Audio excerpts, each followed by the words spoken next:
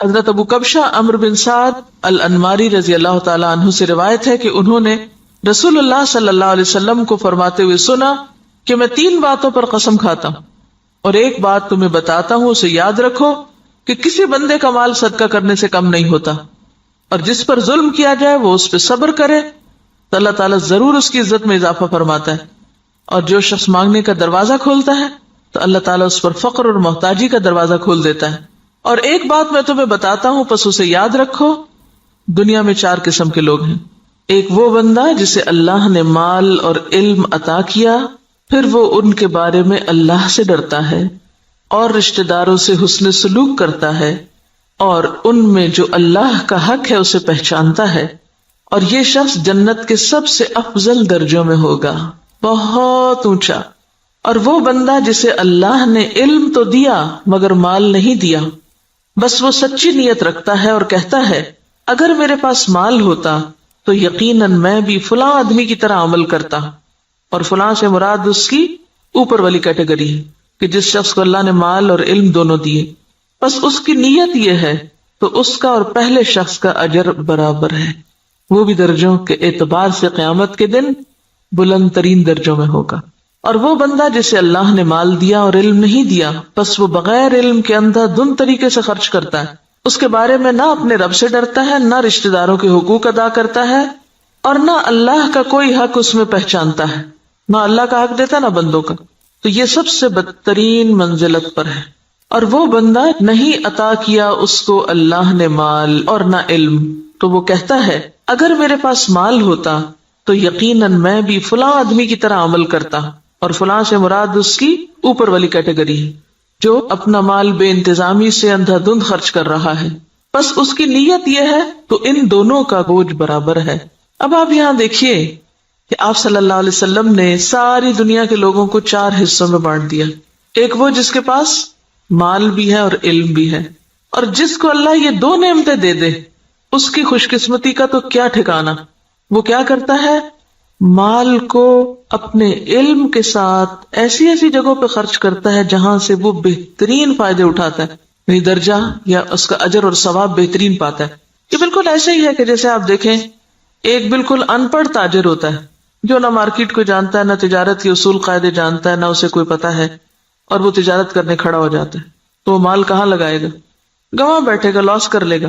اور ایک وہ ہے جو پڑھا لکھا تاجر ہے، تجارت سے پہلے اس نے ایک ڈگری کی، یا ڈگری نہیں بھی کی تو ایک تجربہ حاصل کیا ہے، اور وہ مارکیٹ کو بھی جانتا ہے، حالات بھی جانتا ہے بہتر طور پر، اب وہ باقی سب سے آگے نکلتا چلا جائے گا، یعنی اس کا جو پروفٹ ریٹ ہے یا اس کا جو نفع کا جو مقام ہے وہ تو بہت آگے، وہ تو تھوڑے ہی عرصے میں بہت کچھ کما جائے گا، کیونکہ اس کو پتا ہے کہ مال کو کہاں لگانا ہے اور کیسے لگانا ہے۔ اس کے برعکس ناسمجھ شخص کچھ بھی نہیں کر سکے گا، مال ضائع کر دے گا۔ جیسے دنیا میں علم والے مال کو بہتر طور پر استعمال کرنا جانتے ہیں، اسی طرح دین کے علم کے ساتھ بھی انسان اپنے مال کی یا منی مینجمنٹ جو ہے اس کی بہترین حسن تدبیر کرتا ہے اور بہترین جگہوں پر خرچ کرتا ہے۔ مثلا بظاہر عام لوگوں کو وہ ایک چھوٹا سا کام نظر آتا ہے، یہ چھوٹی سی نیکی نظر آتی ہے، لیکن اس کے نزدیک وہ بہت بڑی نیکی ہوتی ہے اور وہ سوچ سمجھ کے خرچ کرتا ہے۔ ایسا شخص بعض اوقات چھوٹی چھوٹی نیکیوں سے بھی بہت بڑے درجے پاتا ہے، ذرے سے بھی وہ اجر عظیمہ کماتا ہے، اپنی اچھی نیت کی وجہ سے، اپنے اچھے طریقے کی وجہ سے، سمجھداری کی وجہ سے۔ تو نتیجہ کیا ہوگا، قیامت کے دن وہ اعلیٰ ترین مقام پر ہوگا۔ ایک دوسرا شخص ہے، اس کے پاس مال کوئی نہیں لیکن علم ہے، اس علم کی بنا پر وہ یہ سوچ رکھتا ہے کہ اگر کبھی میرے پاس بھی مال آیا تو میں بھی فلاں کی طرح، اس کو آئیڈیالائز کر رہا ہے، فلاں کی طرح نیکی کے کام کروں گا، اور یہ اس کی سچی نیت ہے۔ تو نیت کہتے ہیں پکے ارادے کو، نیت خوش خیالی کو نہیں کہتے، یا کسی خوش فہمی کا نام نیت نہیں ہوتا۔ ہم عام طور پر نیت کس کو قرار دیتے ہیں، بس ایک خیال آ جانا وہ بڑی اچھی نیت ہے اور تھوڑی دیر کے لیے خوش ہو جانا اپنی نیت سے، نہیں، نیت محض خیال نہیں، نیت کیا ہے، پکا ارادہ، سچا عزم۔ دنیا ادھر کی ادھر ہو جائے اور وہ شخص نہ بدلے، اس کی نیت نہ پھرے، اس کے ارادے نہ بدلیں، حالات کچھ بھی ہو اس کے ارادے نہ بدلیں۔ ہمارا عام طور پہ کیا حال ہوتا ہے، جب ہم اللہ سے راضی ہوتے ہیں تو اللہ کی راہ میں بہت کچھ خرچ کرنا چاہتے ہیں، نیکی بھی بڑی کرنا چاہتے ہیں، جب اللہ سے ناراض ہوتے ہیں پھر کیا کرتے ہیں، کسی بندے سے ہم راضی ہوتے ہیں تو اس پہ خوب لٹاتے ہیں، اور جب اگر اس بندے سے ناراض ہو جائے تو پھر ہم اس کو کیا دیتے ہیں، پھر اس کو آگ کر دیتے ہیں۔ ایسا ہی ہے نا، تو یہ سچی نیت ہے۔ پکا ارادہ نیکی کرنے کا نہیں. پکے ارادے والا کون ہوتا ہے؟ جو کسی کی تعریف، تنقید، حالات کے اچھے یا برے ہونے سے کوئی اثر قبول نہ کرے. جو اس نے نیکی کا ارادہ کیا تھا، ٹھانا تھا، وہ اس پہ جمع رہے کہ میں کسی کی باتوں میں آ کر اپنا کام چھوڑ دوں، کسی کے بہلانے سے، کسی اور دنیا کے حقیر فائدے کی خاطر میں اپنے مشن کو قربان کر دوں. نہیں، وہ احمق و بے وقوف شخص نہیں ہے کہ ایک ہوا کے جھونکے سے ادھر کو اڑ جائے اور دوسرا آیا تو ادھر اڑ جائے. وہ جم کے رہتا ہے اپنے مشن میں، اپنے سوچ میں، اپنے نیکی کا جو ارادہ اس نے کیا اس کو کوئی چیز متزلزل نہیں کرتی. ہمارا حال دیکھیں نا، ہم کئی دفعہ مال خرچ کرنے کا سوچتے ہیں، پھر تھوڑی دیر بعد شیطان آ جاتا ہے اور وہ کیا کرتا ہے؟ نیت خراب کر دیتا. ہوتا ہے نا ایسے کہ نہیں ہوتا کبھی آپ کے ساتھ؟ یہ سچی نیت کوئی نہیں ہوتی. سچی نیت تو وہ ہوتی ہے کہ بس آپ نے کر لی اور اب دنیا ادھر کی ادھر ہو جائے اور آپ نے کرنا ہی کرنا ہے. ایسی نیت اگر کسی کی ہے اور مال نہیں بھی تو اللہ تو نیتوں کو جانتا ہے نا. ہم عام طور پہ کب کہتے ہیں اللہ نیت جانتا ہے میری؟ صرف خود کو کور کرنے کے لیے. ایسے شخص کو اللہ تعالیٰ بغیر کچھ کیے بھی وہی درجہ دے گا جو ایک کرنے والا کر کے لے رہا ہے، محض نیت کی سچائی کی وجہ سے، ارادے کی پختگی کی وجہ سے، خیر پر استقامت کی وجہ سے. تو یہ چیز دین میں بہت ضروری ہے. تیسرا وہ شخص ہے کہ جس کے پاس مال ہے، علم کوئی نہیں. اب یہ الٹ گیا قصہ، پہلے کے پاس علم تھا، مال کوئی نہیں تھا. اب اس کے پاس مال ہے، علم کوئی نہیں. اب وہ کیا ہے؟ بس جدھر اس کی خواہش نفس کہتی ہے، جدھر لوگ کہتے ہیں، جدھر اور لوگ جو کچھ کر رہے ہیں وہ بھی اندھا دھند وہی مال خرچ کرنا شروع کر دیتا ہے، دکھاوے میں، ریاکاری میں اور دنیاوی شہرت کے لیے. اب ظاہر پوچھ ہوگی، آپ کو پتا ہے کہ ابن آدم کے قدم ٹلیں گے نہیں قیامت کے دن جب تک کہ وہ 5 باتوں کے جواب نہ دیتے. اور اس میں سے ایک سوال کیا ہوگا؟ مال کہاں سے کمایا اور کہاں خرچ کیا، یہ پوچھا جائے گا. ایسا نہیں ہے کہ بس آپ چھوڑ دیے جائیں گے کہ اللہ میرا مال تھا، میری مرضی. یہ بات نہیں ہے. مال اللہ کی دی ہوئی ایک امانت ہے آپ کے پاس، اس کو اللہ کی مرضی کے مطابق ہی خرچ کرنا ہے. یہ نہیں کہ اگر آپ کو مال مل گیا تو اختیار بھی مل گیا. منمانی کرنے کا اختیار تو نہیں مل جاتا مال ملنے سے، یہ ملتا ہے ویسے ہم نے لیا ہوا ہے. ہم اپنے مال کو خرچ کرتے وقت کیا ذہن میں رکھ کے خرچ کرتے ہیں؟ میرا مال، میری مرضی، کیا مرضی کرو. کوئی سمجھائے بھی تو ہم کیا کہتے ہیں؟ جہاں جی چاہے اڑاؤں، تم کون ہوتے مجھے کچھ کہنے والے؟ میرے پیسے ہیں نا، جو چاہوں کروں. اور وہ اس کی نیت کیا ہے؟ کوئی اس کی نیت نہیں. خاص طور پر جو حدیث کے الفاظ ہیں نا قابل غور ہیں، لا یصل فیہ رحمہ ولا یعلم للہ فیہ حقا. نہ رشتہ داروں کو دیتا ہے اور نہ اللہ کا حق پہچانتا ہے، نہ فی سبیل اللہ خرچ کرتا ہے. یہ مالدار شخص قیامت کے دن سب سے بدترین جگہ پر ہوگا کہ جس کو اللہ نے دنیا میں مال تو دیا لیکن اس کے پاس کوئی سمجھ نہیں ہے کہ اس نے اس کے ساتھ کرنا کیا ہے. اور چوتھا وہ ہے بدقسمت کہ جس کے پاس ہے بھی کچھ نہیں ہاتھ میں لیکن آئیڈیالائز اس کو کرتا ہے. ہی اس تیسرے شخص کو کہ جو غلط جگہوں پہ مال خرچ کر رہا ہے. عام طور پر ہم لوگ کس کی پیروی کرنا چاہتے ہیں؟ اس شخص کی جس کے پاس مال ہے اور وہ نیکی کے راستے میں خرچ کرتا ہے، یا اس کی جس کے پاس مال ہے اور وہ دکھاووں کے لیے خرچ کرتا ہے؟ انڈیا کا کوئی امیر ترین شخص اور وہ کہتا ہے کہ میں کھانا تو 2 وقت کا کھاؤں گا، لیکن اگر کوئی شخص اعلیٰ تعلیم حاصل کرنے کے لیے وظیفہ چاہے تو اپنے مال میں سے اس پہ خرچ کروں گا. تو یہ کیسی مثال ہے نا کہ اس کے پاس ہے بہت کچھ لیکن وہ صرف ذاتی عیاشی میں نہیں اڑا رہا، وہ اعلیٰ مقاصد میں خرچ کر رہا ہے. اور لوگوں کے لیے ایک مثال یہ بھی، اور ایک وہ شخص ہے کہ جس کے پاس ہے اور وہ محض خواہشات کی تکمیل میں اور ذاتی خوشی میں خرچ کر رہا ہے. تو نتیجہ کیا ہے؟ باقی لوگ بھی اس کو آئیڈیالائز کر رہے ہیں اور وہی کچھ کر رہے ہیں. آج آپ دیکھیں کہ ہمارے معاشرے میں جس طرح نمود و نمائش ہو گئی ہے یا اس کے مظاہر جو نظر آتے ہیں، اس کے پیچھے کیا چیز ہے؟ فضول خرچی کے پیچھے کیا نفسیات ہوتی؟ دکھاوا اور نمود و نمائش کے پیچھے کیا ذاتی بڑائی کا جذبہ کہ لوگ مجھے بڑا مان لیں. تو قیامت کے دن ایسا شخص کہاں ہوگا؟ اخبث المنازل، اسفل سافلین، وہ سب سے نیچے ہوگا کیونکہ اس نے اللہ کی نعمت کا غلط استعمال کیا. تو ہم سب کے لیے کیا ضروری ہے کہ ہم اپنے اپنے طریقوں کا جائزہ لیں. کوئی پیسہ خرچ کرنے سے پہلے ذرا رک جائیں اور سوچیں کہاں دے رہے ہیں، کس کو دے رہے ہیں، کیوں دے رہے ہیں، کیا مقصد ہے، کیا نیت ہے، کیا ارادہ ہے. اور اگر مقاصد چھوٹے چھوٹے ہیں، صرف دنیا سامنے ہے تو چھوٹا دل ہے اور چھوٹی جزا ہے. اور اگر دل بڑا ہے، مقاصد بڑے ہیں تو ذات سے بھی کاٹ لیں گے، اپنے آرام سے بھی کاٹ لیں گے اور بڑی جگہ پر انویسٹ کریں گے.